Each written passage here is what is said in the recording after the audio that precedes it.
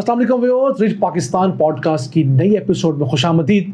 पाकिस्तान के चंद बड़े मसाइल का जिक्र करें तो उनमें से एक खालिस खुराक की अदम दस्तयाबी भी है। दूध की बात करें या शहद की, फ्रूट्स का जिक्र करें या सब्जियों का, हर तरफ आपको नाखालिस ग़िज़ा मिलेगी। आज की पॉडकास्ट में हमने इन इश्यूज़ को डिस्कस करने के लिए पाकिस्तान के पहले फूड जर्नलिस्ट मोहसिन भट्टी साहब को दावत दी है।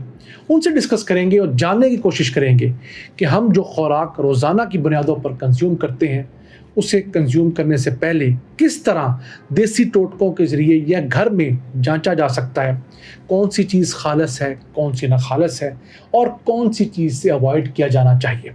इसके साथ साथ आज हम इनसे ये भी जानेंगे कि पाकिस्तान के अंदर प्राइस कंट्रोल के मैकेनिज़्म को किस तरह बेहतर बनाकर मुल्क के अंदर जारी इस महंगाई के तूफान को लगाम दी जा सकती है। आइए प्रोग्राम में वेलकम करते हैं मोहसिन भट्टी साहब। अस्सलाम वालेकुम। वालेकुम सलाम। सर, पहला सवाल, सर्दियों की आमद है और शहद सब इस्तेमाल करते हैं। सबसे पहले बताएं कि अच्छा शहद कैसे जांचा जा सकता है, उसकी क्या क्वालिटीज़ होती हैं? देखिए अब्दुल रहमान भाई कि अभी गर्मियों का मौसम अभी जा रहा है जी। बहुत से लोग इन्हीं गर्मियों में गए होंगे नॉर्दर्न एरियाज। एग्जैक्टली। ठीक, आपका भी बड़ी बार इत्तेफाक हुआ होगा। वहाँ पे जब आप जाते हैं तो आपने देखा होगा कि वहाँ पे जगह जगह पे शहद के छत्ते उन्होंने डब्बे रखे हुए। ऐसा ही है। ठीक, और उसके साथ डिस्प्ले भी किया हुआ है। हाँ जी। कि जी ये जो है ना ऊपर मुख्तलिफ तरह के उसमें शहद उन्होंने रखे। हाँ जी। और लोग धड़ाधड़ वहाँ से खरीद के भी लाते हैं। अब मैं भी एक बार गया, मैंने कहा चेक करें। मैंने पूछा एक जगह जिसने बड़ा खूबसूरत डिस्प्ले लगाया हुआ था, सारे शहद के मक्खियों के डब्बे उन्होंने रखे हुए हैं नीले रंग के। तो मैंने उससे पूछा, मैंने कहा जी कौन कौन सा शहद अवेलेबल है? उन्होंने कहा जी कि देखें ये जो है ना ये बेरी का है, ये करांडे का है, ये फुलाई का है, ये सफ़ेदे का है। ऐसे उसने मुख्तलिफ ग्रेड्स रखे हुए। सबसे अच्छा कौन सा है जी? Sir berry. ठीक हो गया। मैंने कहा जी कहाँ से लेते हो? सर है वेखो इतने आप कड्डी दे। मैं कहा अच्छा। मैं कहा मैनू ये दसो इतने मीला एरिए दे विच बेरी है ही नहीं, एक भी बेरी विखा दो तो इतों कितों याद आ रहा है। ऐसे फिर वो पकड़ा गया। उसने कहा कि ये तो बात जो है ना बंदा खुद चले को पकड़ लिया उसने। मुझे कहता सब मगाले वे शदीद गर्मी ये साढ़े जेड़े छत्ते ने ना ये मोम दे तो मोम के होते हैं ना तो वो पिघल जाते हैं। तो कहते हैं मक्खियों को मरने से बचाने के लिए हम गर्मियों में इन मक्खियों को यहाँ ले आते हैं। अब वहां पे जब लेके जाते हैं तो उन मक्खियों को जिंदा रखने के लिए उनको शीरा तक पिलाया जाता है चीनी का। ठीक ठीक, क्योंकि आगे उसके बाद ये अभी अब मौसम चेंज हो गया ना। हाँ जी। अभी अब वो शहद के आपको वो डब्बे जो है वो ट्रकों पे रख के आपको वो मुख्तलिफ मैदानी इलाकों में आते हुए नजर आएंगे। बिल्कुल ऐसे ही। और ये जो शहद है, ये शहद अब यहाँ पे शुरू होगा तो जो पहली कटाई है इसको शहद को जो निकालना होता है इसको कटाई कहते हैं। अच्छा। शहद की जो पहली कटाई है, क्योंकि अब ये तो निकल जाए उसमें से कि जी आपको ऑर्गेनिक शहद मिलेगा।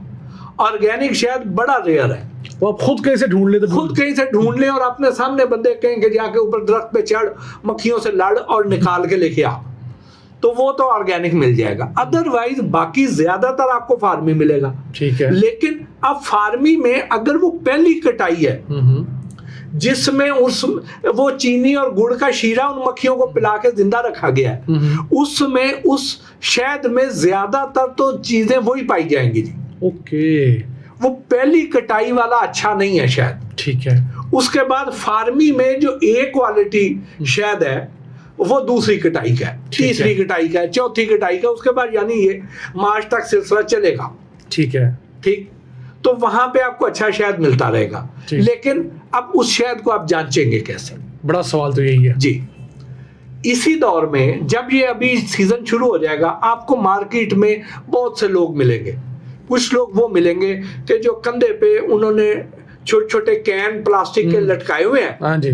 और वो कहेंगे हम मियाँ वाली से आए हैं, हम तलागंग से आए हैं, हम चकवाल से आए, हम करक से आए हैं और ये जो शहद है ना ये बड़ा खालिस है, हम बेचने आए।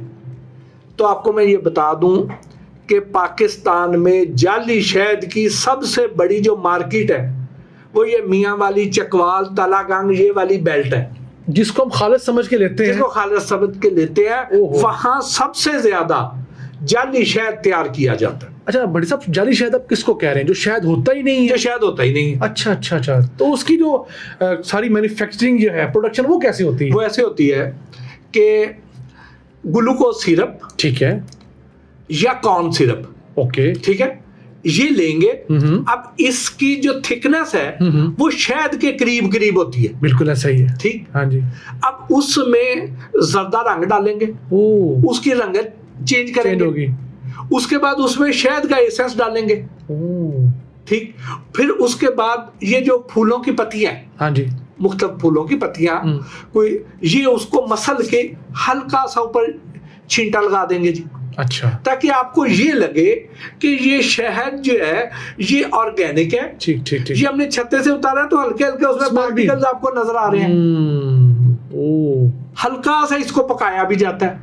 यानी टोटल अगर शहद की फैक्ट्री का अगर मैं आपको मंजर बयान करूं तो उसमें एक छोटा चूल्हा होगा, एक सिलेंडर होगा, चंद पीपे जो है, टिन जो है ग्लूकोज सिरप के या उसमें कॉर्न सिरप के होंगे, बाकी उसमें कोई रंग की डब्बी होगी, क्योंकि वो थोड़ा सा तो रंग डाला जाता है, एक बोतल एसेंस की होगी, और उससे वो शहद तैयार करेंगे जी। तभी ये 600 रुपए किलो वाला शहद मिल जाता है। अब उसको हल्का सा पकाएंगे, उसमें मॉइस्चर लेवल थोड़ा सा कम करेंगे, उसका गाढ़ापन उतना लेके आएंगे, और उसका टेस्ट देखेंगे कि शहद वाला फ्लेवर डाला था हमने, इसका एसेंस डाला था, अब ये वो वाला फ्लेवर आ गया या नहीं आ गया? आ गया, लो जी अब ले जाए। उसके बाद फिर वो ये आपको 2 तरह का शहद देंगे। ठीक है। एक आपको ये कैन में इस तरह मुख्तलिफ जगहों पे आपको ये मिल जाएंगे, मुख्तलिफ दुकानों से भी मिल जाएंगे। उसके बाद तो फिर पैकिंग है ना, जितनी खूबसूरत पैकिंग कर लें उतना महंगा रेट कर दे उसको, ऐसे ही। उसके बाद फिर आपको ऐसे मिलेंगे जो छत्ते भी आपको दिखाएंगे। हाँ, छत्ता डाला होता है अंदर, बाल्टियां पकड़ी होगी, उसके अंदर छत्ता होगा, उसके अंदर शाख होगी, उसके इर्द गिर्द वो छल्ली भी लगी होगी शहद की, ऐसा ही है, ठीक। और वो कहेंगे वो भी जाली है, होता डपला हो जाए। अच्छा, उसमें क्या करते हैं कि एक शाख डाल के वो कोई 50 लीटर बेच देते हैं उसी शाख के? नहीं, अच्छा, नहीं, ये जो आपने फार्मूला बताया, ये तो अपना अभी जो यखनी वाले सूप जो मिलेंगे वो करते हैं ना, कि वो एक ही मुर्गा सारा दिन रहता है और वो सैकड़ों गाहक उसमें भुगत जाते हैं, ऐसा नहीं। अच्छा, ये जो है ना, ये जाली छत्ते भी तैयार होते हैं, सिंथेटिक है। अच्छा अच्छा अच्छा अच्छा अच्छा, मोम के छत्ते हैं। हाँ हाँ, अच्छा, ठीक। उसकी डाइयां बनी है, मोल्ड बने हुए, उसमें छत्ता तैयार होएगा। अच्छा, वो छत्ता काट के डालते रहे। हाँ, उसके बाद वो आपको, मिसाल के तौर पे मैं एक जगह इसी तरह वही नारायण वाली साइड पे था मैं, तो मैंने उसे जब ये एक बंदे को तो पकड़ लिया ये, उसके बाद मैं अगले पे चला गया, मैंने उससे भी सवाल किए, वो अब शर्मिंदा हुआ, उसने कहा कि सर ठहर जाओ, आपको मैं ना सब आपको मैं असल वाला देता हूँ। ठीक है। मैंने कहा ठीक। कहते छत्ते समेत देता हूँ, फिर तो आप मानेंगे? मैं क्या मानूंगा जी। अब वो एक हार्ड था, गुलाई में सोन हलवे के डब्बे की शक्ल का, प्लास्टिक का, ट्रांसपेरेंट, सी थ्रू। अब वो डब्बा लेके आया, उसमें गोल शहद का छत्ता कटा हुआ है और उसके अंदर शहद भरा हुआ है। ठीक है। कहता सर आप देखो सर, ये शहद है तो ये आप लेके जाएंगे, याद करेंगे, 1 नंबर खालिद छत्ते समेत दे रहा हूं, आप तो 2 नंबरी कोई नहीं ना। मैंने उसे कहा कि ठीक है जी, ये तूने यहाँ पे निकाला है? कहता सर यहाँ पे निकाला है। मैंने कहा ठीक है जी, चलो तो इस तरह कर, तुम मुझे इस तरह के कुछ और खाली डब्बे ला के दिखा अंदर से। ठीक है, तेरी प्रोडक्शन लाइन है ना। हाँ ठीक है, तूने तो यहाँ से भी इन डब्बों से निकाला है ना, तो चल अंदर से मुझे ये को खाली डब्बे ला के दिखा। कहता सर वो तो नहीं है। तो इसका मतलब ये है कि तू तो यहाँ पे नहीं, ये शहद के डब्बे फिर भर रहा ना, तू तो कहीं से लेके आया। हाँ जी। फिर वो थोड़ा कच्चा हुआ। मैंने कहा तू मुझे ये बता, ये जो डब्बा है ना, उसके इर्द गिर्द एक श्रिंक रैप है जिसने उसे सील किया हुआ है। ठीक है। येलो कलर का। मैंने कहा ये भी तूने सील खुद ही लगाई? कहता जी सर खुद ही लगाई। मैंने कहा इसको सील करने के लिए तेरे पास हीट गन होएगी, वो हीट गन मुझे ला के दिखा दे। कहता सर वो तो नहीं है। मैंने कहा वो हीट गन चलाने के लिए जो बिजली चाहिए तेरे खैमे में वो भी नहीं है। वो ज्यादा वॉट्स इस्तेमाल करता है। ठीक। मैंने कहा तू मुझे इसकी खाली सील ही ला के दिखा दे। वो भी नहीं थी। उसने पूछा नहीं कि आप आए कहाँ से? हाँ जी, फिर उसने कहा सर तुसी मैनू को होर बंदे लगते हो, महकमे दे लगते हो। मैं कहा हाँ जी मैं महकमे नहीं समझ मैनू। हाँ, कहता है सर ये ना हम ईरान से लेके आते हैं जी बने बनाए।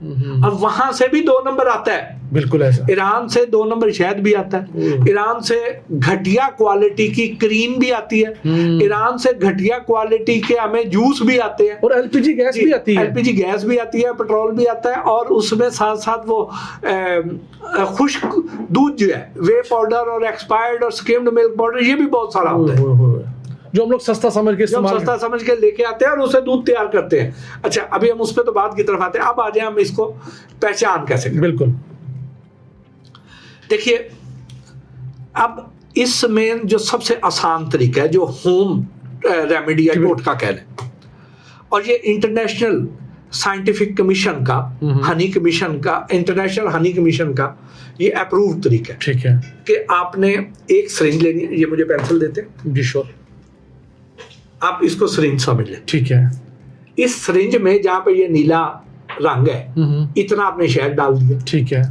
जितना मिकदार में शहद डाला इतनी मिकदार में पानी डाल दें। ठीक है, और इससे आधी मिकदार में या चौथाई बल्कि ज्यादा बेहतर, चौथाई मिकदार में इसमें अंगूरी सिरका डालें। अंगूर का सिरका, ठीक है, ठीक है, सिंथेटिक नहीं, जो खालिस सिरका होता है, अंगूरी सिरका, ठीक है, वो आपको मुख्तलिफ कंपनियों का मिल जाएगा मार्केट से इजीली।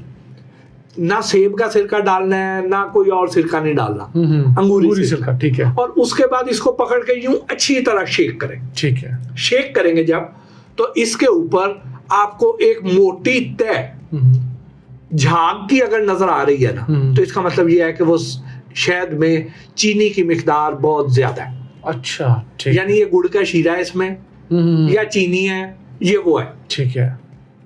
और अगर उसमें वो झाग नहीं है, झाग की बजाय हल्के एक रिंग है बबल्स का जो साइडों पे उसको शेक करने की वजह से बना है, सिर्फ वो है ना, तो इसका मतलब वो शहद ठीक है। ठीक ठीक। और इस पैरामीटर पे बहुत कम शहद जो है ना वो पास होंगे, ज्यादातर फेल होंगे, आपको मैं बता दूं। अच्छा, मुझे ये बताएं कि हमारे जो कंपनीज के शहद हैं, पाकिस्तानी कंपनीज की बात कर रहा हूँ मैं, किसी को नॉमिनेट नहीं कर रहा हूँ, अब वो इतना शहद कहाँ से लेके आते हैं? वो भी यही वाला शहद है जो नारायण वाला आपने बताया था? चेक करें और फिर मुझे बताएं।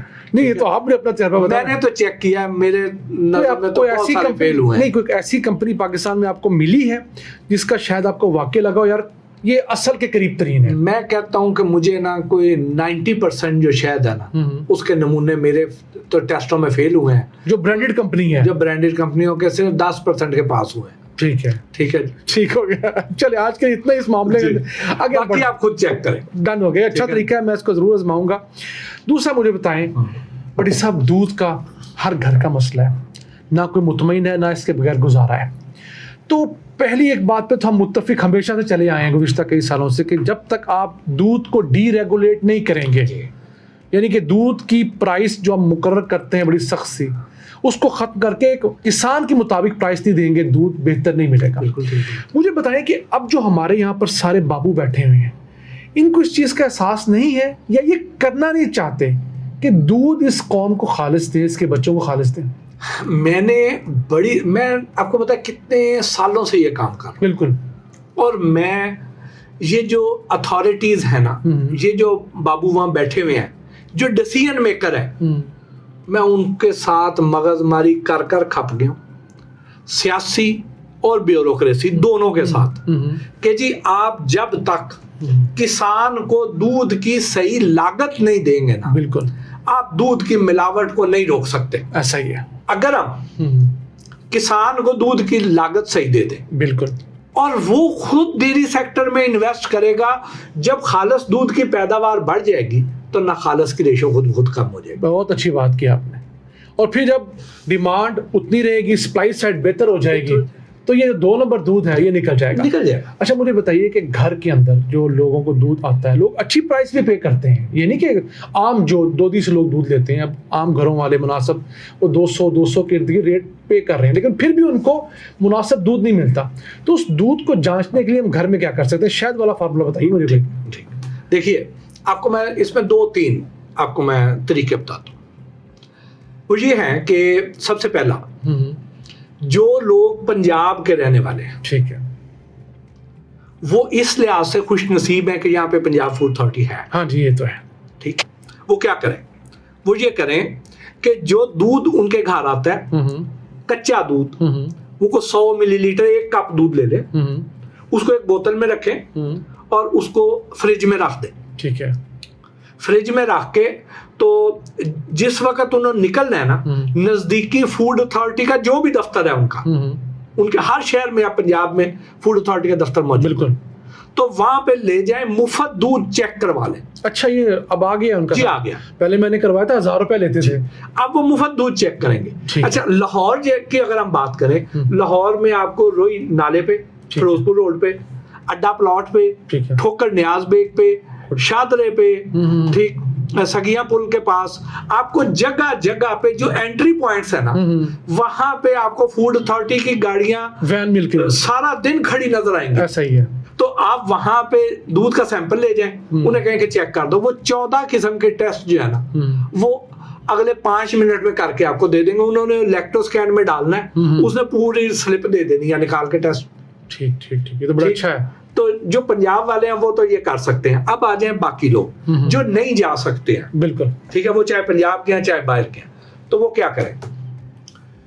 अगर तो आपके घर में जो दूध आ रहा है वो आपने रूम टेम्परेचर पे रखा हुआ है, उसे को 2 घंटे 3 घंटे गुजर गए हैं और वो दूध फट गया है, तो इसका मतलब ये है कि वो दूध सिंथेटिक नहीं था। ठीक, खालिस नहीं, सिंथेटिक। अच्छा, सिंथेटिक नहीं, ओके, जाली दूध नहीं था, वो दूध था, कोई बेशक 50% ही हो, हाँ, चाहे उसमें पानी था, ठीक है, लेकिन वो दूध था। ठीक है, ठीक है, उसमें डिटर्जेंट नहीं थे, उसमें फार्मोलिन नहीं थी जो लाशों को आलूद करने काम आती है, ठीक है, बाल्सफा पाउडर नहीं था, बाल्सफा पाउडर नहीं था, उसमें यूरिया नहीं थी, ठीक है, क्योंकि उसमें जब हम केमिकल डालेंगे ना तो बैक्टीरिया मर जाएगा। फिर उसको 10 घंटे रख लें, फिर 10 घंटे रख लें, तो इसका मतलब ये है कि वो आपका केमिकल से पाक था, वो दूध था कम अज कम। 2 दिन ने मेहरबानी है कि सिर्फ बर्फ शर्फ डाली आपके। हाँ जी, चले, ठीक हो गया। तो इसलिए पहली निशानी। अब वो अगर आप ये कहते हैं कि नहीं उस वक्त तक 2-3 घंटे बाद पड़ा रहा, नहीं फटा, लेकिन हम उबालने लगे हैं फिर फट गया, तो भी वो दूध ठीक है। ठीक है। दूसरा, अगर तो उस दूध से दही जम जाती है तो इसका मतलब ये है कि वो दूध है।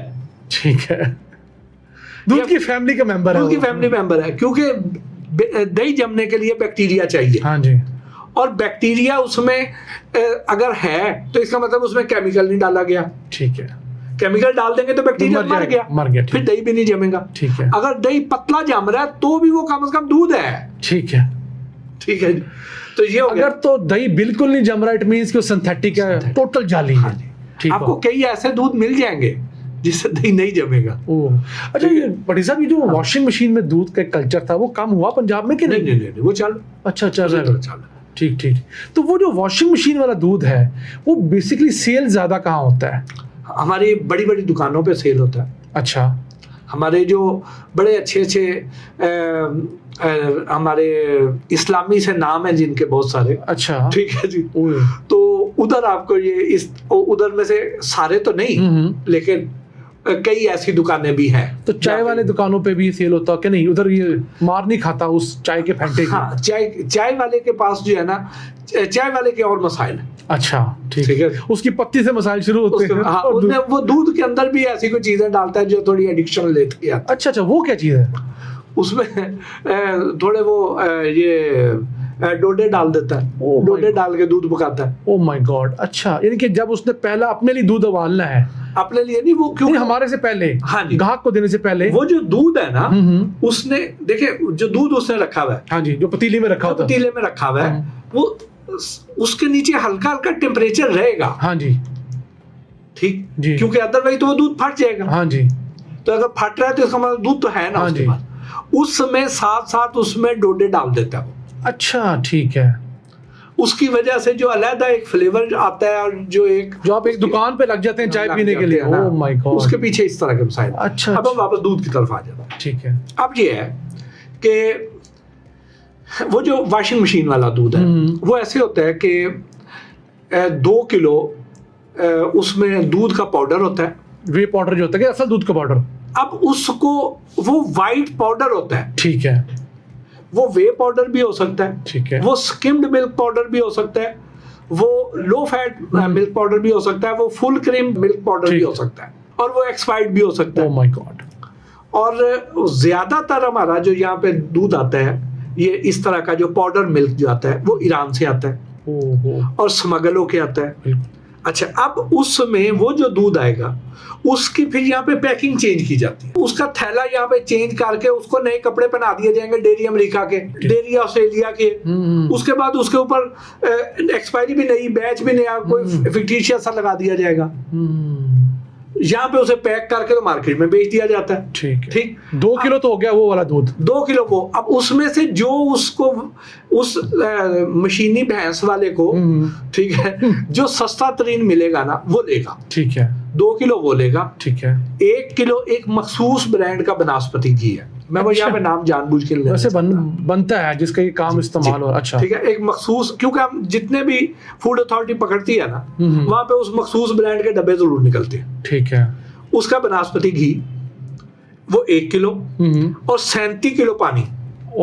ठीक है, ये रेसिपी है एक 40 किलो, 1 मन दूध की जी। अच्छा। उसके बाद इसमें कुछ केमिकल मिलाए जाते हैं, क्योंकि ये दूध में और चिकनाहट ने मिलना नहीं आपस में। इसको मिक्स करने के लिए कुछ केमिकल डाल जाते हैं। ठीक, तो इससे फिर अच्छी तरह ब्लेंड किया जाता है, जो वॉशिंग मशीन के अंदर, वॉशिंग मशीन टाइप का होता है। अब तो वो इलेक्ट्रॉनिक मदानी आ गई, बिल्कुल ऐसे। वो नीला ड्रम होएगा, उसके ऊपर वो रखेंगे और उसे आरपीएम चला देंगे और वो दूध तैयार कर देगी। तो और कस्टमाइज दूध है, जितना गाढ़ा लेना है आपने, जितना आपने लेना है, वो उनको 15 रुपए, 20 रुपए, 25 रुपए लीटर पड़ जाता है, डिपेंडिंग अपॉन हिज इंग्रेडिएंट। अच्छा, ये 15 से 20 रुपए का लीटर पड़ता है, और ये बिकता कितने का है? उसके बाद तो 1 गड़वी के साथ 1 गड़वी फ्री भी दे दें तो बारे में। हाँ, नाज़रीन आपको समझ आई है, ये जो आम बिक्री होती है गड़वी के साथ गड़वी फ्री, ऐसे नहीं बिकती। ये किसी किसान को ख्वाब में भी ये ख्याल नहीं आ सकता कि इतना सस्ता दूध उसने बेचना है। और जब ये दावा कर रहे हो कि हमारा दूध गलत साबित करने वाले को 10,000 रुपया इनाम मिलेगा, 20,000 रुपया मिलेगा। एक तो हमने उसकी वो पहचान बता दी थी कि अगर फट रहा है। जी बिल्कुल। दूसरा ये है कि इसमें डिटर्जेंट की मिलावट की जाती है। हाँ बिल्कुल, सरफ वगैरह डाला। तो उसमें वॉशिंग पाउडर क्यों मिलाया जाता है? ठीक है, वॉशिंग पाउडर इसलिए मिलाया जाता है कि दूध का टैंकर जब आ रहा है, तो आपने भी बहुत सारे टैंकर आते देखे होंगे। बिल्कुल। कभी किसी के साथ आपने रेफ्रिजरेशन का इंतजाम देखा है? हरगिज नहीं। आइसक्रीम वाली गाड़ी के ऊपर आपने देखा है ना, अलग बिल्कुल एसी लगा होता है और यूनिट लगा होता है। तो दूध के टैंकर के साथ तो नहीं होता। तो जब शदीद गर्मी में दूध ने कई घंटे दूध की गाड़ी ने ट्रेवल करना है, तो उसमें बर्फ वगैरह डाल के, ठीक है आप कार तो लेते हैं, लेकिन वो घंटा 2 घंटे निकालने की बड़ी थी। तो बात ये है कि वो दूध कई दफा फट जाता है, खराब हो रहा होता है। हाँ जी। जब खराब होना शुरू होता है तो उसमें खटास आ जाती है। हाँ जी। ठीक, उसमें अगर वॉशिंग पाउडर डाल दिया जाए तो उससे ये जो है ना, खटास जब उसमें आ रही होती है तो एसिडिक हो रहा होता है, ये एल्कलाइन होता है, ये उसकी एसिडिटी को कम कर देता है, ये उसमें फ्रेशनेस ले आता है, ये हल्की सी उसमें खुशबू ले आता है। और दूध को जब हम एक बर्तन से दूसरे बर्तन में उंडेलते हैं, उसमें जो झाग बनती है, ये उसकी झाग भी अच्छी बना देता है। बिल्कुल ऐसे ही है। तो आपने क्या करना है कि आपके घर में एक मदानी है, एक बाउल में दूध लें और उसे अच्छी तरह मदानी से रिड़क लें। ठीक है, उसे बलो लें। उसे जब आप अच्छी तरह उसे मदानी चला लेंगे तो उसके ऊपर झाग इकट्ठी हो जाएगी। अगर तो वो झाग बहुत ज्यादा देर तक बरकरार रहती है तो इसका मतलब यह है कि इसमें वॉशिंग पाउडर डाला गया था। ठीक। और अगर वो जल्दी डिफ्यूज हो जाती है, ठीक है, तो इसका मतलब नहीं था। तीसरा तरीका, हम अक्सर सुनते हैं कि इधर इतना संगाड़े का आटा पाया। हाँ ये भी है, ये पाउडर बैठा होता है बाकायदा। बैठा होता है। वो बेसिकली सिंगाड़े का आटा नहीं होता, वो स्टार्च होती है। अच्छा, स्टार्च। ठीक है, ठीक। वो जिससे कल्फ लगाते हैं हम लोग, जिससे हम कल्फ लगाते हैं, जो अरारोट है। ठीक है, ठीक। अब वो डालते हैं अंदर। अब वो जो है ना, वो स्टार्च जो है वो आयोडीन सोल्यूशन के साथ रिएक्ट करती है। अच्छा अच्छा अच्छा, ठीक। हाँ, आपको याद है हम केचप में भी, हाँ जी बिल्कुल, आप आयोडीन डालते थे तो उसका रंग चेंज हो जाता, काला सा हो जाता था। ठीक, तो वो डार्क जामनी सा हो जाता है। अच्छा, अब दूध के अंदर भी आपके घर में जो पायोडीन है ना, दूध शीशे के गिलास में ले, ठीक है, उसके अंदर चंद कतरे पायोडीन के डालें। अब पायोडीन डार्क ब्राउन कलर की है, हाँ जी, वो डालेंगे तो दूध का रंग तो हल्का सा हल्दी नुमा होना चाहिए। हाँ जी, ऐसा ही है, हल्का पिलाहट की तरफ जाएगा। हाँ जी, लेकिन अगर वो पिलाहट की बजाय नीला होना शुरू हो जाए फिर खतरे की घंटी। या जामनी की तरफ हो जाए तो इसका मतलब ये है कि उसमें पाउडर की मिलावट है। ठीक। क्योंकि उस स्टार्च ने इस पायोडीन के साथ रिएक्ट करना है। तो वो जो दूध पतला होता है उसे गाढ़ा करने के लिए स्टार्च डाला जाता है। ठीक ठीक है, कि होता वो दूध ही है जी, पानी डाल के पहले पतला करते हैं, फिर उससे गाढ़ा करने के लिए स्टार्च डालते हैं। अच्छा, जो हम वॉशिंग मशीन वाले दूध की बात कर रहे थे, उसकी पहचान ये है कि उसका दही नहीं जमेगा। हाँ ठीक है, उसके अलावा और उसमें उबलेगा वैसे ही जैसे उबलेगा, पीने में टेस्ट वाइज बाकी वो तो उन्होंने सारी चीजें रेसिपी उन्होंने उसमें हल्की सी मिठास भी डाली जाती है, उसमें पूरी रेसिपी होती है। मैं वो रेसिपी शेयर नहीं करना चाहता। अच्छा ठीक है, ताकि कोई बनाए ना ले, बड़ी अच्छी बात है। अच्छा, एक सवाल भट्टी साहब बड़ा अहम है कि हमारे फूड अथॉरिटी वाले काम भी कर रहे हैं और ये सारी 2 नंबरी आपने बताई है, इन जराइम की सजा क्यों नहीं होती? क्या कानून में कुछ हुक्म है या इनके प्रोसिक्यूटर कमज़ोर हैं, या क्या वजह है कि ये दूध 2 नंबर बेचने वाले, शहद बेचने वाले, कुकिंग ऑयल, चाय वाले, इनको लंबी चौड़ी सजाएं नहीं हो रही ताकि ये नासूर खत्म हो सके? देखिए, इसके लिए सबसे पहले हमें जो काम करना है ना, वो अपनी आला अदलिया से दरखास्त करनी है। अच्छा, कि फूड के लिए कोई डेडिकेटेड जुडिशरी के को लोग अपॉइंट कर दें, डिप्यूट कर। ठीक है, ठीक। और ऐसे और उन लोगों को पहले ब्रीफिंग फूड अथॉरिटी से दिलवा दें, ताकि उनकी थोड़ी फूड के मामले में अंडरस्टैंडिंग अच्छी डेवलप हो। ठीक है, ठीक है।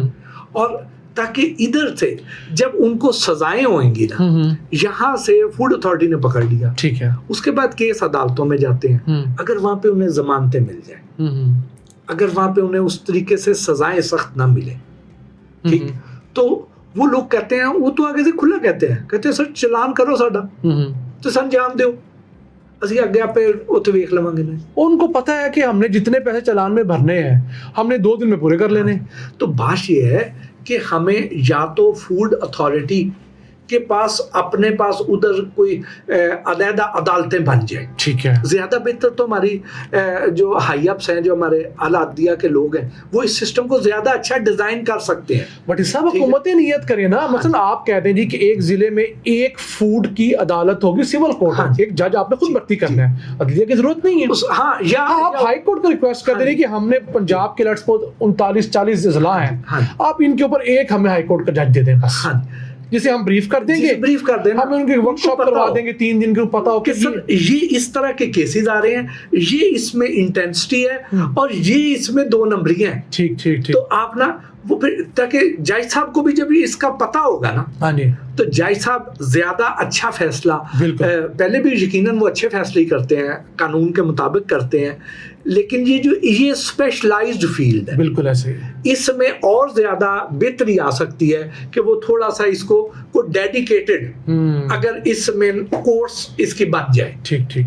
अच्छा, एक तो हम खाने पीने का जिक्र कर रहे थे, मुझे कुछ सवालात आपसे करने हैं कि हमारे यहाँ ये जो महंगाई का इशू है, क्योंकि आप इसके एक्सपर्ट हैं, बहुत कम लोग जानते हैं कि बड़ी अथॉरिटी है आपकी इस पे, तो ये प्राइस कंट्रोल का जो महकमा है, ये हुक्मरानों से समझ नहीं रहा, ये हुक्मरानों को संभाल रहे हैं?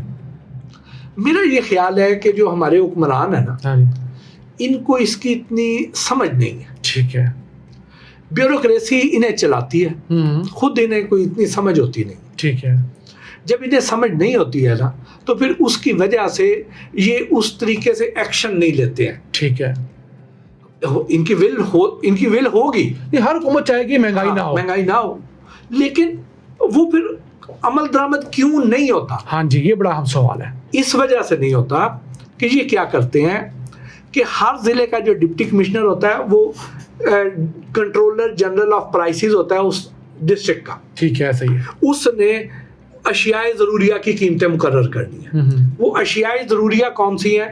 वो उसमें हमारी दालें हैं, ठीक है, उसमें गोश्त है, उसमें दूध है, उसमें 27-28 आइटम्स हैं, 27-28 आइटम हैं, सब्जियां हैं, फल हैं, इनकी उसने कीमतें मुकर्रर करनी है। बाकी जो पैक हो गई हैं चीजें, उनकी कीमतें मुकर्रर करना डीसी का इख्तियार नहीं है। बिल्कुल ऐसे ही, उसका इख्तियार किसी के पास भी नहीं है। ठीक है, वो फिर उन्होंने मार्केट फोर्सेस पे छोड़ा हुआ है। ठीक है, ठीक। तो अब जो अशियाए जरूरियां हैं, उसमें आटा भी है, उसमें चीनी भी है, उसमें चावल भी है, ये अशियाए जरूरिया में आते हैं। अब इनके वो प्राइस मुकर्रर कैसे करते हैं कि प्राइस मुकर्रर करेंगे कि पिछली रेट लिस्ट देखे, पिछली रेट लिस्ट तो देखेंगे, उसके अलावा ना वो सारे नुमाइंदों को बुला लेंगे। जैसे अगर लाहौर की अगर हम बात करें तो डिप्टी कमिश्नर साहब क्या करेंगे कि अपने साथ 3-4 अफसर बिठाएंगे इंडस्ट्रीज डिपार्टमेंट के, वो होंगे क्योंकि इंडस्ट्रीज का जो महकमा है ना वो प्राइसेस को देखता है, ठीक है, उसके लोग होंगे। प्लस वो कहेंगे किराना स्टोर्स एसोसिएशन का नुमाइंदा आ जाए, ठीक है, डिपार्टमेंटल स्टोर्स एसोसिएशन का नुमाइंदा आ जाए, अकबरी मंडी के नुमाइंदे आ जाएं, मार्केट कमेटियों के नुमाइंदे आ जाएं, वो सारों के नुमाइंदों का इजलास बुला लेंगे, ठीक है। उसके बाद कहेंगे कि यार बड़ा प्रेशर है साढ़े ते ठीक है, ठीक है, ते रेट जड़ा ना इन्हों मुनासब करो, ठीक है, रेट कट करो, ठीक है। अच्छा कैसा तरले वाला तरीका है? हाँ, उसके बाद ना डीसी साहब ये कहेंगे तो वो आगे से कहेंगे सर बहुत महंगाई हो सर बड़ी महंगाई, यकीन करो ए असी मां दी दाल जेड़ी है ना असी इंपोर्ट कीती है ते सानू पता है कि सानू किन्ने दी पई है। उस तो बाद इन्ना सानू कराचियों लाहौर दा किराया एनी रिश्वत पै गई, इन्ना सानू फलानी चीज खर्चा पिया, इन्ना फलाना, इन्ना सानू संभालन दा खर्चा पिया, ठीक है। वो सब्जी वाला अपना कहेगा सर तो पता ही नहीं फसल तबाह हो गई जी, ठीक है, टमाटर वारे ही नहीं आंदा पिया जी, ठीक है, नींबू नहीं आ रहा टमाटर, ठीक है जी, आलू इतना महंगा हो गया, यानी अपना अपना वो उस वक्त सीजन के हिसाब से ना तो वो बताएंगे कि जी फसल तबाह हो गई। इसी तरह गोश्त वाला ये कहेगा कि सर कहत कालम है सर बकरा तुसी मैनूं लैके विखा दिओ, ਉਹ ਇੰਨੇ ਦਾ ਤੇ सदके ਦਾ बकरा नहीं मिलता जिन्ने ਦਾ तुसी रेट कहंदे हो पे, ठीक है। अच्छा अब ये सारे जब बोलते हैं उसके बाद डीसी साहब जिच हो जाते हैं, ठीक है, क्योंकि डीसी साहब का अपना होमवर्क ही नहीं होता। हाँ बड़ी अहम बात है, ठीक है जी, और ये उनके ऊपर एक बिला वजह की फटीक होती है। अब बात ये है अगर डीसी साहब का होमवर्क हो कि भाई ये जो चने की दाल है ये मार्केट में आई है, फैसलाबाद की मंडी जो है वो बड़ी मंडी है इस मामले में, तो चने की दाल अगर पाकिस्तान में इतना चना पैदा हुआ है और गल्ला मंडी में ये रेट पे इतने की मन बिकी है, तो सरगोदे में इतने की बिकी है, फैसलाबाद में इतने की बिकी है, बखर में इतने की बिकी है, मियाँ वाली में इतने की बिकी है, तो वो अपना होमवर्क उधर से पूरा करके आए ना। हाँ बिल्कुल। और उसके बाद उन्हें कहें कि भाई तुसी तो होलसेल रेट तो है लिया सी, तुसी ये रेट किवें देते हो भाई। बट सर इसका मतलब है कि हमें एक प्राइस कंट्रोल का अलहदा से टोटल इंडिपेंडेंट महकमा चाहिए, डीसी से ताल्लुक ना हो उसका। अच्छा वो भी अगर महकमा भी बना दिया जाए, अभी बना रहे हैं, ठीक है, वो नोटिफाई कर रहे थे, उसके खिलाफ पुलिस खड़ी हो गई है। हाँ, वो नोटिफाई कर रहे थे पिछले दिनों। बात ये है कि अगर उन्होंने भी तल्ला प्रोग्राम हाँ, अगर उन्होंने तल्ला अथॉरिटी से काम लेना है तो फिर अथॉरिटी को नहीं किया, ठीक है, ठीक है। सबसे पहले तो उनके पास होमवर्क होना चाहिए। हाँ। देखें अब अगर सब्जी मंडी की बात कर लें, फल मंडी की बात कर लें, वहां पे तो बोली होती है। हाँ जी। अब बोली के टाइम पे इनमें से वो जो अफसर हैं, वो जो प्राइस अथॉरिटी हो, वो डिप्टी कमिश्नर साहब हो, वो जाए हाँ बोली के टाइम पे और बोली अपने सामने कराएं। क्यों कराएं? वो अफसर किस काम के, अगर ये काम करें तो। अब वहां पे चंद आड़ती मिलेंगे, वो एक पूल बनाएंगे, ठीक है, वो कहेंगे कि जी हमने इस बार टमाटर से खेलना है, ठीक है, हमने इस दफा लीमू से खेलना है, हमने इस दफा केले को पकड़ लेना है, हमने इस दफा जो है ना प्याज के साथ खेलना है। आपको पता है मुख्तलिफ सीजन में मुख्तलिफ आइटम के साथ खेला जाता है। अब वो क्या करेंगे? वो ये करेंगे कि बोली के टाइम पे जितने ट्रक आएंगे उन्हीं के हर आरती के को 10-10, 12-12 उसके बंदे होंगे, वो जाके बोली देंगे। जो माल आएगा शहरी के टाइम बोली हो रही है, वहां से सीधा कोल्ड स्टोर में, बिल्कुल। उसके बाद दिन को रिटेलर आएगा, उसमें फसल ही तबाह हो गई, तो नहीं पता सैलाब आया पे ठीक ठीक, उस माल ही नहीं आ रहा, तो अनकी तो दे देगी जी। वो कहेगा मेरे तो गाहक मांगते हैं, हाँ उसका थोड़ा जिया पे है रेट लेना है तो ले ले, ठीक। अब उसको अपने मर्जी का रेट देंगे, उसके बाद वो रिटेलर ने उसमें अपना ऐड करना है, तो वो रेट आपके काबू कहाँ आएगा जी। अच्छा मुझे बताइए, जो प्राइस मजिस्ट्रेट का हमारे यहाँ किरदार है, इसमें तो नो डाउट के बहुत छेड़ी बड़ा बुरा किरदार है अक्सरियत का। इनकी तादाद भी तो इतनी कम है कि ना होने के बराबर। अब लाहौर शहर जहाँ पर 1.5 लाख दुकान है, 70 प्राइस मजिस्ट्रेट क्या कर लेंगे? अच्छा अब वो जो प्राइस मजिस्ट्रेट है, हाँ, वो कौन लोग हैं? ये पटवारी शटवारी बेचारे। अब जब आपने ऐसे बंदों को प्राइस मजिस्ट्रेट के इख्तियार देने हैं जो कहीं टीएमओ है, जो कहीं टीओआर है, जो तहसीलदार है, जो नायब तहसीलदार है, जो कहीं डिस्ट्रिक्ट अफसर है, वो कई स्पोर्ट्स अफसर है, कोई और किसी महकमे का है। अब उनके तो अपने पहले बखेड़े दूसरे हैं, काम ज्यादा है, तो अब उसको आपने इजाफी जिम्मेदारी दे दी प्राइस मजिस्ट्रेसी की। अब वो क्या करेगा? वो ये करेगा कि अपना जो इलाका उसको तफवीज किया गया वो उसके इर्द गिर्द एक दायरा लगाएगा। ठीक है, ठीक, नक्शे पे एक दायरा लगा देगा, उसके बाद उसको 7 दिनों पे डिवाइड कर देगा। ठीक है, ठीक, एक दिन वो इस तरफ चल जाएगा, एक दिन इधर जाएगा, एक दिन इधर, एक दिन इधर, एक दिन इधर, ऐसे करके 7 दिनों पर डिवाइड करेगा। ठीक है, यानी अब वो जो 7 दिनों पर डिवाइड करेगा उसमें भी ज्यादातर वो खुद नहीं जाएगा, उसका करिंदा चला जाएगा, नायब कासद चला जाएगा, नायब कासद जा सकता है, उसका कोई क्लर्क जा सकता है, वो जाएगा, साहब की पर्ची और मोड़ लेके जाएगा और जाके चंद दुकानदारों को, फल फरोश को, किराना स्टोर को, छोटे छोटों को, हाँ जी, उनको किसी को 3000 जुर्माना कर देगा, किसी को 5000 जुर्माना करेगा। ठीक, और कईयों को कहेगा वो तुम जुर्माना करना थी, वो कहेगा सर ऐ फड़ो ना मुर्शिद। ठीक है, तो वो वहां पे करके आ जाएगा। ठीक है, उसके बाद उसने साहब के घर में मेहमानों के लिए फल भी उसने पहुंचाना, साहब के घर उसने गोश्त भी पहुंचाना है। ठीक है, साहब के भी तो छोटे छोटे बच्चे हैं ना, और बड़ी बड़ी जरूरियात। ठीक है, तो वो ये वाले काम करेगा।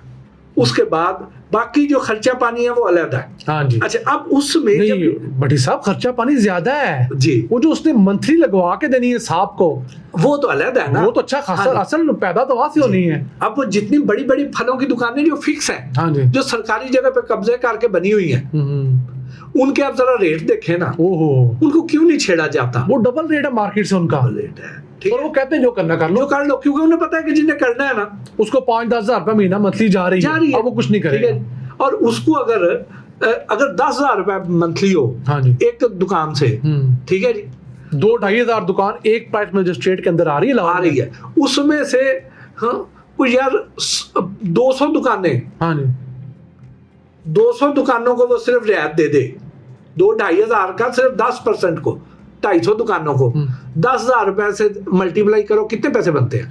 सिर्फ 200 दुकानों से ले तो 20-25 लाख रुपए बनता है, 20-25 लाख रुपया महीने का। सर अब देखो ना, अब एक अफसर है वो 15वें-16वें ग्रेड का, ठीक है, तनख्वाह उसकी है बेचारे की 80-90 हजार रुपया जी, और उसको महीने का 20 लाख रुपए आ जाए, चले 10 लाख ऊपर वाले अफसरान को भी दे दिए, तो 10 लाख की दिहाड़ी थोड़ी तो नहीं है। नहीं, अब अच्छी है। और मेरा ख्याल है यही रीजन है कि हुकूमतें प्राइस का महकमा अलहदा नहीं कर रही और ब्रोक्रेसी होने भी नहीं दे रही। सर इसमें पैदा बढ़ी। हाँ जी।